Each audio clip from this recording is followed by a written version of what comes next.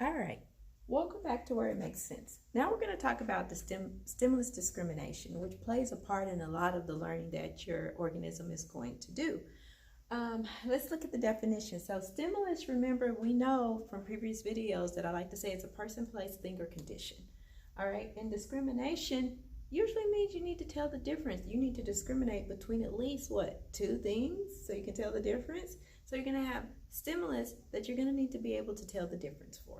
And in order for the person that learned which one you want them to do, you're going to have to reinforce the correct response and not reinforce the incorrect response. So this is exactly what the definition tells us, but in technical terms. So let's take a look at the definition. Stimulus discrimination.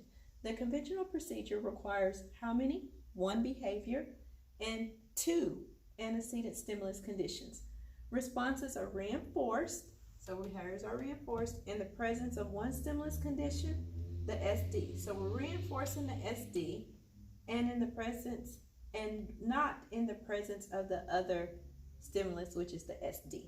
So in the presence of the S delta, there's no reinforcement. So let's take a look at this. We're going to need how many behaviors? One behavior or response. Remember, one behavior or response. And then we need two antecedent stimulus. The discrimination, you're discriminating between the two antecedent stimulus. So let's look at it from this point. See if we can break this down and make a little bit more sense. All right. So we had to have two stimuli. I have to get another pen here. So we have two stimulus. And then here's our second stimulus.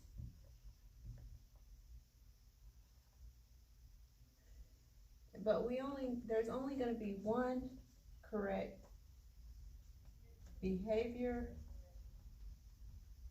or response. Okay? All right.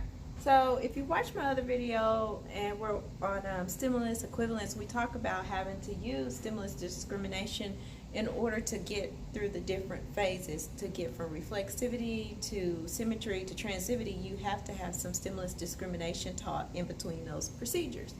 So here is kind of an example. So let's say that our response that we're looking for is for them to choose a fork.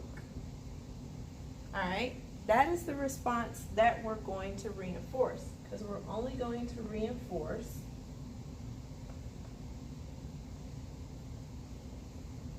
the correct response. All right.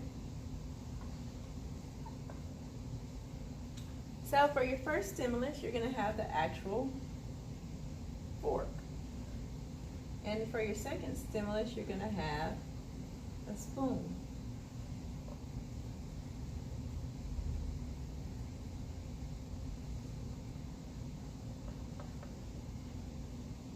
Right? So when you're sitting here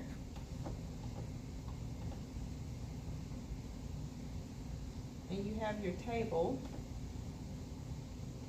with your client, they're going to have these choices in front of them.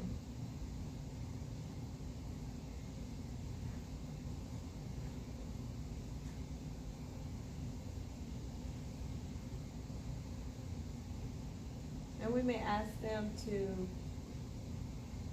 instead of choose, we'll say point.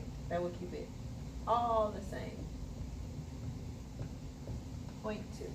So you're going to say point to the fork, and then they should point. If they point to the fork, you are going to reinforce them. All right? Now, with stimulus discrimination, the only thing they need to do is point to the fork. That's the one behavior, the one response. If they do it, you're going to reinforce. If they don't do it, you don't reinforce. Okay? Now, the thing about this that I want to point out is whenever you're starting to teach stimulus discrimination, especially to a younger client, make sure that the items that you choose are completely different. Meaning here, you have points. You know, you have the little pointy part of the fork or whatever, and a spoon is round. The shape is totally different. Yes, they're both silverware. Yes, they're both in the same stimulus class.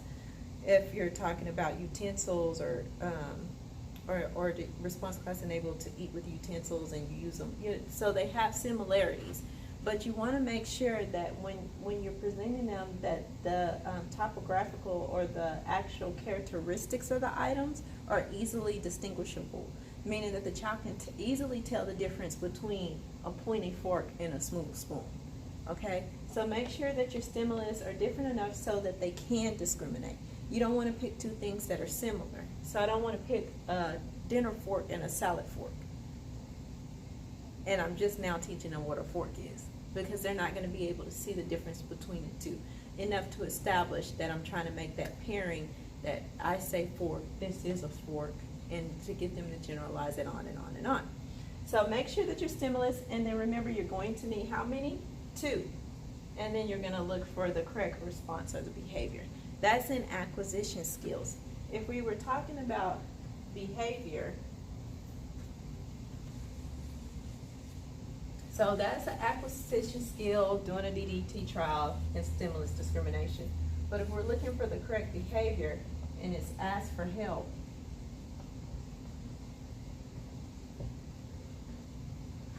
we may present 2 antecedent stimulus for them, and you're going to reinforce if they ask for help, asking for help. All right. So let's say we present